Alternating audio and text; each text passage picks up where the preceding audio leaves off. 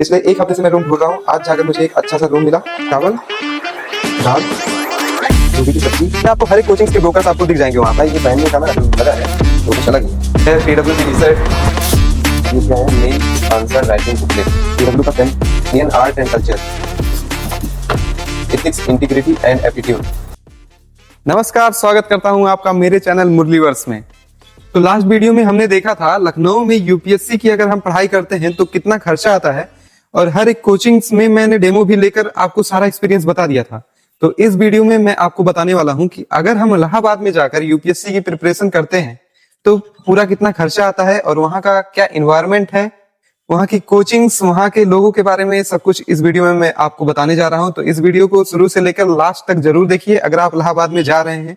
और आपको मैं इस वीडियो में रूम के बारे में भी पूरा बताऊंगा, कैसे रूम मिलेगा, रूम का रेंट कितना होता है, आपको खाना कहाँ पर मिलेगा, हर एक चीज। तो प्रयागराज में आपको यूपीएससी की सारी कोचिंग सिविल लाइन नाम के एरिया में मिल जाती हैं। पर जैसे ही आप उसमें एंटर करते हो, उस सिटी में, उस एरिया में, तो आपको सबसे पहले मिलेगा एक ब्रोकर। हर एक कोचिंग के ब्रोकर मिल सकते हैं, पर सबसे पहले आपकी मुलाकात ब्रोकर से ही होगी। जैसे ही वो देखेंगे कि कोई नया बच्चा आ रहा है, तो वो तुरंत उसके पास जाएंगे और उससे पूछेंगे कि आप क्या कर रहे हो। जैसे ही आप बोल दिए कि हम यूपीएससी की कोचिंग ढूंढ रहे हैं या यूपीएससी की तैयारी के लिए यहाँ पर आए हैं, तो आपको वो अपनी कोचिंग में चाहे जैसे करके वो लेकर जाएगा। देखो, मेरे साथ एक इंसिडेंट हुआ था जो आपके साथ शेयर करना चाहता हूँ। मैं जब वहां पर गया था, बैग में टांगा हुआ था और बहुत थक गया था कोचिंगों में सैर करते करते, तो मैं एक चाय पीने के लिए रुक गया। तो वहीं पर एक ब्रोकर आता है और वो वहां से मुझसे पूछता है कि बाबू, आप किस लिए आए हो यहाँ पर, बहुत परेशान लग रहे हो। तो मैं कहा, मैं यूपीएससी की कोचिंग करने के लिए आया हूँ। तो वो मुझे वहीं से खींचकर लेकर चला जाता है अपनी कोचिंग में। वो स्टडी आईक्यू का था। वहां से कहता है चलो चलो कोचिंग में, वहीं पर चाय लेकर आ जाता हूँ। तो ऐसे आपको ढेर सारे ब्रोकर्स मिल सकते हैं।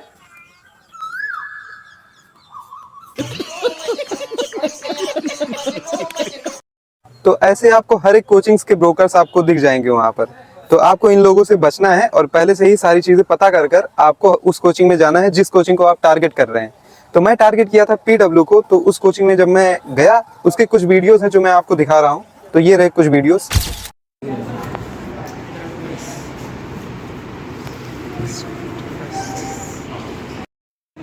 वीडियो रिकॉर्ड कर दिया था यूट्यूब। तो जैसा कि आपने ये वीडियो देखा, ये वीडियो हमारा था एक हिस्ट्री के टीचर के साथ। जब ये क्लास खत्म हुई थी तो मैंने इस वीडियो को रिकॉर्ड किया था। तो जब भी आप प्रयागराज जाओ तो पहले से ही डिसाइड कर लो कि कौन सी कोचिंग में ज्वाइन करना है। अगर आप डिसाइड नहीं कर पा रहे हो तो हर एक कोचिंग्स में एक एक डेमो क्लास ले लो, तो उससे आपको थोड़ी सी क्लियरिटी मिल जाएगी। पर देखो, मैंने तो पहले से ही डिसाइड कर लिया था कि मैं पीडब्ल्यू में जाकर ज्वाइन करूंगा, बिकॉज मैं लखनऊ में जाकर कुछ कोचिंगों का डेमो ले चुका था और उस कोचिंगों की जो फीस थी वो काफ़ी ज़्यादा हाई थी, जो कि मैं खुद अफोर्ड नहीं कर पाता था। इस वजह से मैं पीडब्ल्यू को चूज़ किया।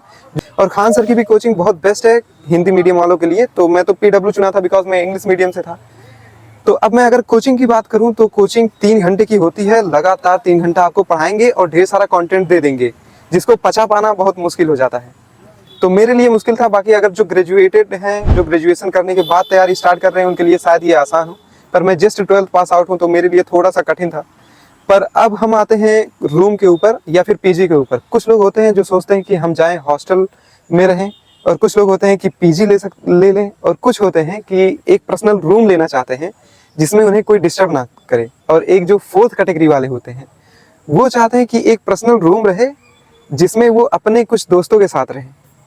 तो मैं जब पहली बार प्रयागराज गया तो मैंने सोचा एक पीजी ले लेता हूँ जिसमें सारी सुविधाएं मुझे मिल जाएंगी, खाना बनाने से लेके कपड़ा धोने तक सारी सुविधाएं। तो उसका रेंट भी ठीक ठाक था, मतलब 7 से 8 हज़ार में आपको एक पीजी मिल जाता है। पर जब मैं वहाँ पर जाकर देखा, रियल कंडीशन जो होती है पीजी की, वो इतनी ज़्यादा ख़राब है। हाइजीन बिल्कुल मेंटेन नहीं करते, सारी गंदगी रहती है, और वहाँ पे एक रूम में 2-2 3-3 बच्चे रहते हैं, आपको उसी में एडजस्ट कर कर रहना पड़ेगा।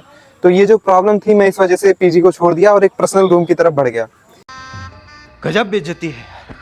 तो जब मैं रूम ढूंढ रहा था, वहाँ पर रूम ढूंढना भी एक स्ट्रगल हो जाता है। पूरे धूप, इतनी ज़्यादा धूप रहती है जिसमें रूम ढूंढना एक, तो बहुत मेहनत के बाद मुझे प्रयागराज के म्योडाबाद नाम के एरिया में एक रूम मिला, जिसका वीडियो ये रहा। तो भाई ये है एंट्रेंस।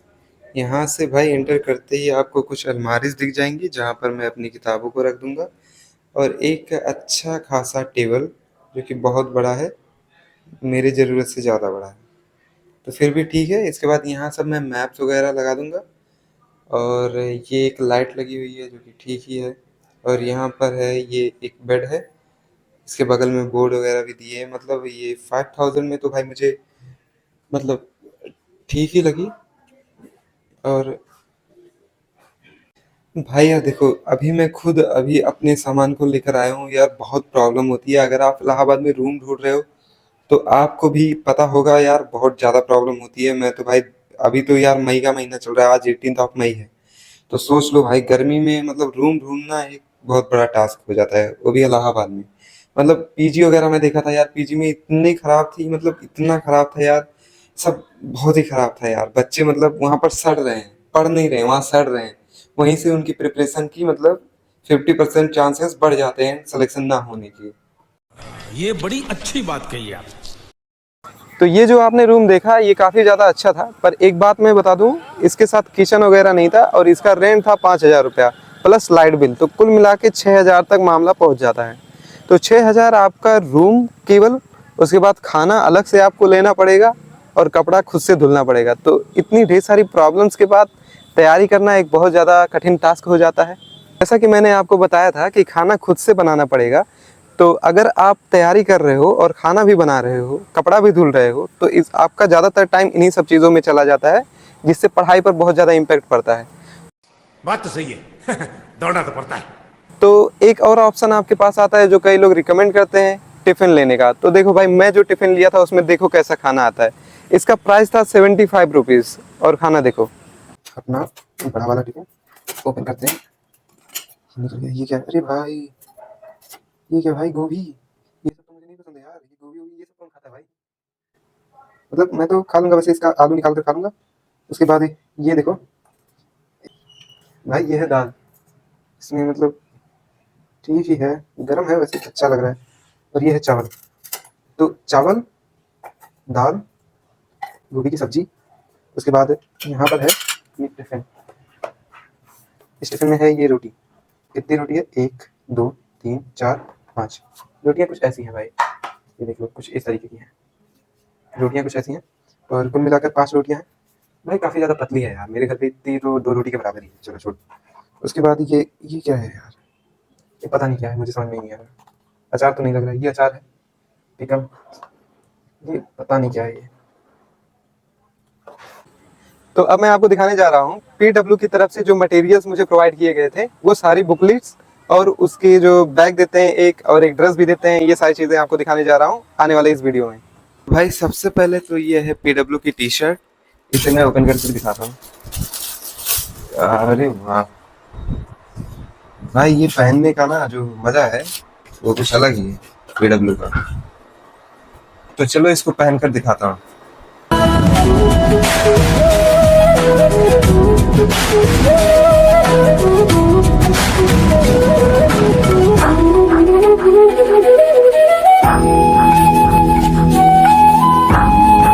ये है बैग पीडब्ल्यू का, चलो इसे ओपन करता हूँ, इसमें क्या है। सबसे पहले तो ये क्या है, mains answer writing booklet, answer writing copy है मेंस की, इसके साथ मैप भी है। वाह, चलो ओपन करके देखता हूँ यार कैसा है मैप।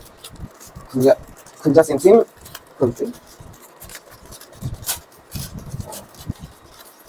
ये है भाई कॉपी, पीडब्ल्यू का पेन, अरे वाह अच्छा है यार, बढ़िया। खुलेगा नहीं सारा, चलो छोड़ो, इसका पोस्टमार्टम नहीं करेंगे। ये है मैप ऑफ इंडिया, हाँ इंडिया का मैप है, फिजिकल मैप है। और ये है वर्ल्ड का मैप, ये भी फिजिकल है, ये दोनों फिजिकल मैप। भाई पॉलिटिकल मैप देना था यार, फिजिकल मैप का ठीक होना भैया। अरे सुमित सर, जैन सर। उसके बाद ये क्या है यार, एक सेकंड, ये क्या है भाई, अरे भाई, यूपीएससी फाउंडेशन कोर्स 2025 सब्जेक्ट, ओहो। तो ये है time table, revision date, prelim marks, mains marks, week, ओहो ये सही है। चलो छोड़ो, प्लान तो अपने तरीके से बनता है, किसी के कहने पर नहीं बनेगा। ये है मेंस की आंसर राइटिंग कॉपी है, तो हाँ वही है। चलो इसको साइड में रखता हूँ और चेक करते हैं क्या है, और कुछ नहीं। चैनल में देखता हूँ, क्या पता कुछ मिल जाए। कुछ नहीं है भाई, देखो साइड में। अब आती है मेन चीज, किताबें। भाई इतनी ढेर सारी किताबें, इतना मुझे पढ़ना है सच में? मैं नहीं मानता। मैं नहीं मानता। डिजास्टर एंड मैनेजमेंट, चलो। एंशियंट इंडिया, चलो। Modern history, C set. Quantitative aptitude, C set. Reading comprehension, verbal reasoning. फिर से सी सेट किया। अरे भाई 3 किताबें। लॉजिकल रीजनिंग, चलो। ये क्या है भाई? ह्यूमन एंड इकोनॉमिक जियोग्राफी, चलो साइड में। इकोनॉमी पार्ट 2, पार्ट 1 कहाँ है भाई? Environment and ecology, Indian art and culture, ethics, integrity and aptitude. Economy part 1, चलो इसको अब ओपन करके देखता हूँ इसमें क्या है। खुल जा सिम, नहीं खुलेगा।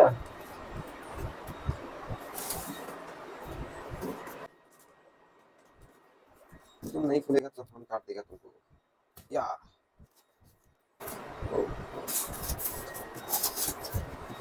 ये है फिजिकल जियोग्राफी, छोड़ो।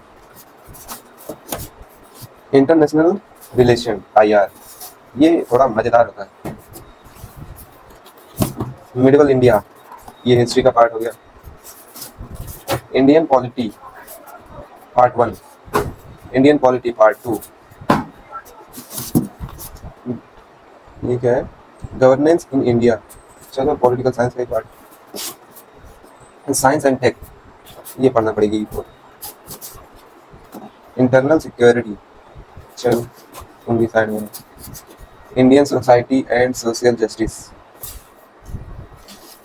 Post independence India, Indian geography, world history.